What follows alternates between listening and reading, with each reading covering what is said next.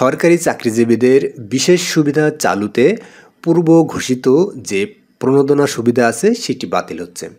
এখানে তিনটি বিষয় মাথায় রাখতে হবে। একটা হচ্ছে 5% ইনক্রিমেন্ট, যেটি প্রতি বছর জুলাই মাসে আপনার বেতনের সাথে যোগ হয়।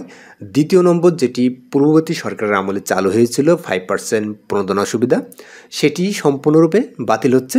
এবং 3 নম্বর যেটি হচ্ছে, সেটি নতুনভাবে যেটি প্রজ্ঞাপন জারি করা হয়েছে 15% বিশেষ সুবিধা। একটি হচ্ছে ইনক্রিমেন্ট, একটি হচ্ছে প্রণোদনা সুবিধা, একটি হচ্ছে বিশেষ সুবিধা।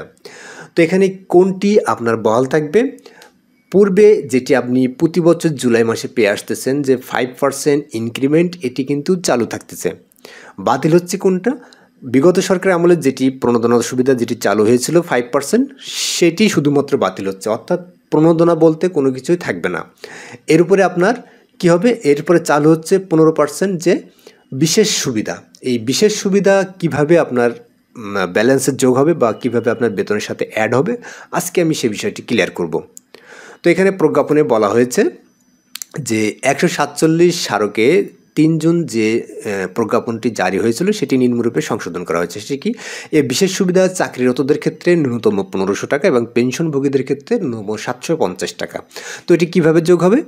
আপনার জুলাই মাসে মূল বেসিকের 5% যে ইনক্রিমেন্ট কথাটি আপনাকে মনে রাখতে হবে। এই ইনক্রিমেন্ট যোগ হওয়ার পরে আপনার যে বেসিক হবে সেই বেসিকের সাথে আপনার ন্যূনতম 1500 টাকা, আর যদি আপনার বেসিক আরও বেশি হয় তাহলে ওই বেসিকের 15% গুণ করে যেটি হবে, অর্থাৎ বেসিকের সাথে 15% গুণ করলে যেটি হবে সেটি হচ্ছে আপনার মূল বেসিকের সাথে যোগ হবে। অর্থাৎ 5% ইনক্রিমেন্টের পরে আপনার যে বেতনটি হবে তার সাথে 15% গুণ করলে যেটি হবে, সেই 15% গুণ করার পরে যদি আপনার বেতন,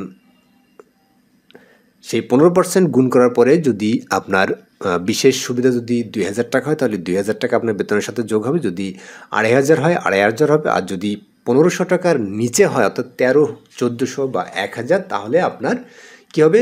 ন্যূনতম 1500 টাকা যোগ হবে। আশা করি বুঝতে পেরেছেন। অর্থাৎ আপনার ইনক্রিমেন্ট যোগ হওয়ার পরে 5% ইনক্রিমেন্ট বেসিকের সাথে যোগ হওয়ার পরে আপনার যে বেসিকটি দাঁড়াবে তার উপরেই 15% বিশেষ সুবিধা যোগ করা হবে এবং পেনশনভোগীদের ক্ষেত্রে ন্যূনতম 750 টাকা এটি দেয়া হবে। তো আরেকটি কথা এখানে বলা হচ্ছে যে পেনশন পুনঃস্থাপনকৃত কর্মচারী সহ সরকার হতে পেনশন গ্রহণকারী কর্মচারীগণের ক্ষেত্রে যে সকল পেনশনারদের প্রাপ্য মাসিক পেনশনের পরিমাণ 17,389 টাকা ও তদূর্ধ্ব তারা 10% হারে, এবং যাদের প্রাপ্য মাসিক পেনশন 17,388 টাকা ও তদুনিম্ন তারা 15% হারে এই বিশেষ সুবিধা প্রাপ্য হবেন। আশা করি এই কথাটিও আপনারা বুঝতে পেরেছেন। অর্থাৎ যে সকল পেনশনারদের প্রাপ্য মাসিক পেনশনের পরিমাণ 17,389 টাকা হবে বা তার বেশি হবে তারা 10% হারে পাবে, এবং যাদের প্রাপ্য মাসিক পেনশন 17,388 টাকা বা তদুনিম্ন হবে তারা 15%। অর্থাৎ 17,389 উপরে হলে 10%, 17,389 নিচে হলে বেসিক তারা পাবেন 15%। তো এখানে আরেকটি কথা আপনাদেরকে বলতে চাই, সেটি হচ্ছে যাদের ইনক্রিমেন্ট শেষ ধাপে চলে গেছে, অর্থাৎ যাদের বেসিকের সাথে আর ইনক্রিমেন্ট যোগ হবে না, তারা কিভাবে পাবেন? তারা তাদের শেষ বেসিক যেটি আছে সেই বেসিকের উপরেই আপনার 15% এই বিশেষ সুবিধা যোগ করা হবে।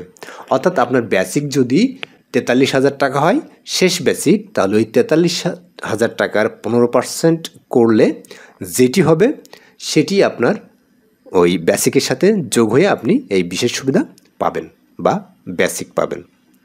আশা করি আপনারা এই তিনটি টার্ম 5% ইনক্রিমেন্ট, 5% প্রণোদনা সুবিধা এবং 15% যে বিশেষ সুবিধা, এই বিষয়টি বুঝতে পেরেছেন। তো এটি আগামী 1 জুলাই থেকেই এটি কার্যকর হবে। তো ভিডিওটি ভালো লাগলে অবশ্যই ভিডিওতে একটি লাইক, কমেন্টস ও ভিডিওটি অন্যদের মাঝে শেয়ার করতে ভুলবেন না। আর যারা আমার চ্যানেলে এখনও পর্যন্ত সাবস্ক্রাইব করেন নাই তারা অবশ্যই চ্যানেলটিকে সাবস্ক্রাইব করে পাশে থাকবেন এবং পাশে থাকা বেল বাটনটি প্রেস করে দিবেন।